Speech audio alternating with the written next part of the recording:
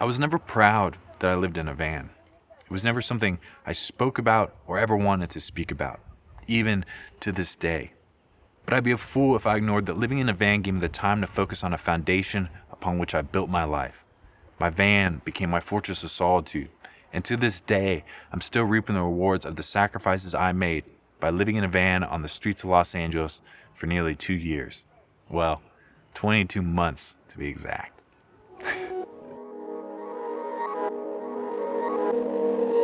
Hey, wait.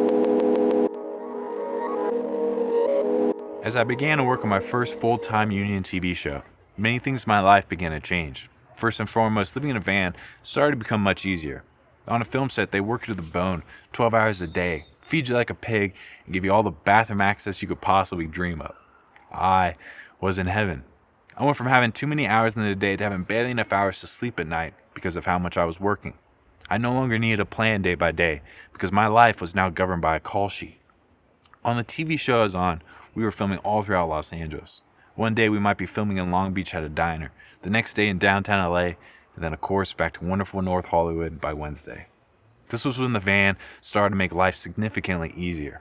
Because each night, instead of going home, I would go to the gym after work to shower. And from there, I'd immediately drive to tomorrow's location before falling asleep in the van, often on the side of the road. This allowed me to save 90% of my paycheck and opened up substantially more time in my day because I didn't have an apartment to waste away in. This allowed for what felt like the first time in my adult life to slow down and to think about my life. Who did I want to be? What do I want to do with my life? I'm heading in a great direction, but is this really the direction I want to be going?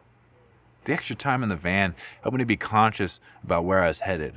It allowed me to set goals to help achieving answering the questions instead of being swept along by the system. I determined that the first goal to accomplish now that I was employed was to pay off the loan for the van. I had to get out of debt so that I could have a secure foundation. So I began to focus on my finances, and at 6 months into owning the van, I was able to pay off my $15,000 loan. I was so proud. It looked like this little fortress of solitude plan was actually not all that crazy. The next goal was to start saving up for a studio apartment with no roommates. This has been the dream since the beginning, and now that the van was paid off, each day the apartment was becoming closer to my reality. For 6 months, I've been using showers at studio gyms, in friends' bathrooms, and in chain gyms while wearing flip-flops. Before that, I grew up with 2 brothers, so my excitement to have a studio apartment and more significantly, to have my own private bathroom that I would use exclusively was my idea of heaven in the valley. It was also crucial that I get a studio apartment because now that I was working full-time, I needed to get out of the van before my coworkers found out about my living situation. The last thing I wanted to be known as at work or in this close-knit industry was as that camera guy who lives in his van. But the truth was, it was inevitable. The more I worked on movies and TV shows, the more people started to figure out that I was living in my van. Why do you go to the studio gym but only ever shower? Why do you drive a cargo van every day? Why are you always the first in the parking lot and the last to leave? Being exposed amongst my coworkers living in my van was one of my biggest fears at the time. I didn't want people to know my lifestyle because I was embarrassed by it. I wanted separation of church and state. I wanted others to judge me based off my work ethic, not my home life or my van life.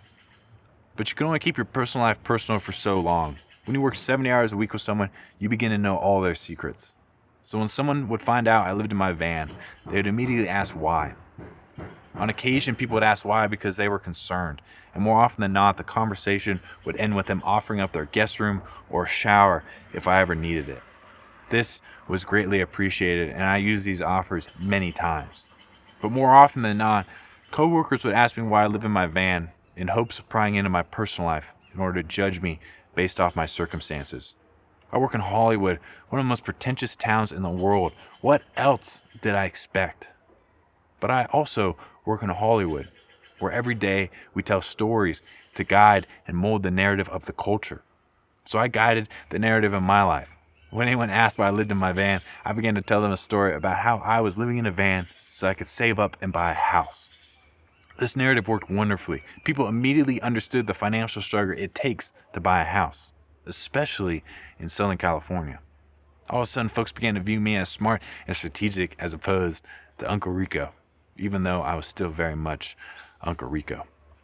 As I started to tell people my new narrative of buying a house, I began to entertain in my own head the idea of buying a house. I mean, I would love to buy a house, but how I was actually going to afford one in this housing market was another issue altogether.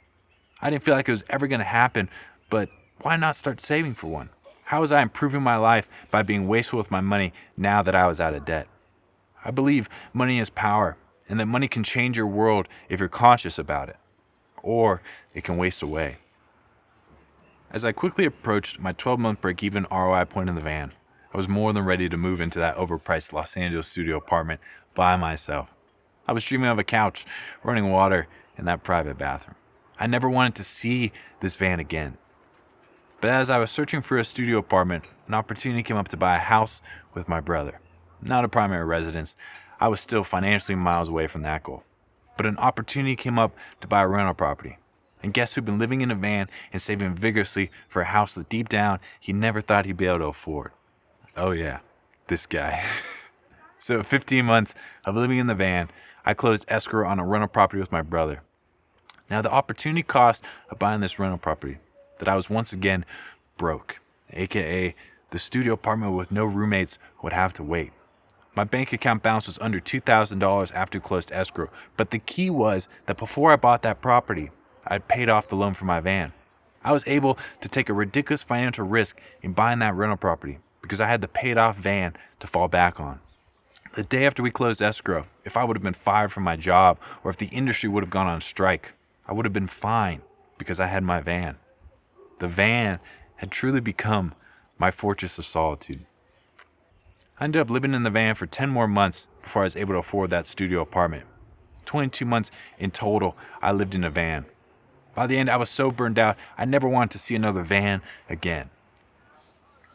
Looking back at the sacrifices I made throughout the 22 months that I lived in my van, I see that to this day, I'm still reaping the rewards of the seeds I planted, deciding to buy a van to live in, and to sacrifice on my level of comfort in the present in order to have a better tomorrow. Next month, I will hit 3 years of not living in the van. I still have the van parked outside my apartment that I pay rent for, thanks to my union job, where I have the honor of color grading on set for 12 hours a day. 12 hours a day, 5 days a week. I use the skills I learned in DaVinci Resolve, the program that I learned with my library card while living in the van, to now pay my rent. The van is still my primary means of transportation. And yes, I know very well based off the facade of the city I live in and my job that I should have upgraded my car by now. But I purposely haven't. I still drive my van because every time I see my van or drive my van, I'm reminded of what my life used to be. I'm reminded that I used to live in this van not too long ago. Not because I wanted to, but because financially I had to. I'm reminded that so many of the comforts in my life that I have today are due to the 22 months I spent sleeping in this van on the side streets of Los Angeles while living way beneath my means financially. I'm reminded of the 10 extra months in which I sacrificed my choice of instant gratification of having a studio apartment with no roommates to instead afford that rental property that still nets me $600 a month to this day. I'm reminded that all I have today is because of my friend Ziggy, who helped me build my van when I was so incapable of doing it myself. I don't know where I'd be if I never met Ziggy, but I know one thing for certain: I wouldn't be here. Nothing terrifies me more than having to go back to living in this van. But driving this Nissan NV200 every day empowers me and helps me remember that I can never be scared to touch the bottom. Because once I do, the only way is up. The van, more than Accutane, more than dropping out of college, more than leaving Christianity, has taught me how important it is to live your truth and to build for yourself a fortress of solitude by any means necessary.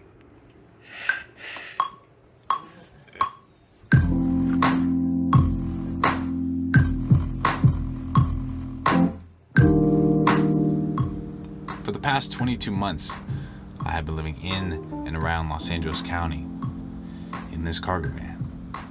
Today is July 16th, 2017, and today I move out of this cargo van.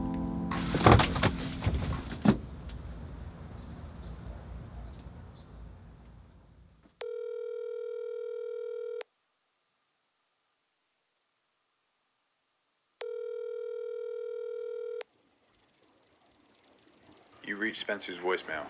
Please leave a message, and I'll give you a call back. Hey, what's going on? Hey, I got your text, man. I sent you a text back. I must have put my phone down and see it until about a half hour later. So, I don't know if you still need to talk or stuff, but I'm available. So, not a problem. All right. Give me a holler or text me. Let me know it's all okay. If you haven't got it figured out or still need to talk, give me a holler. All right.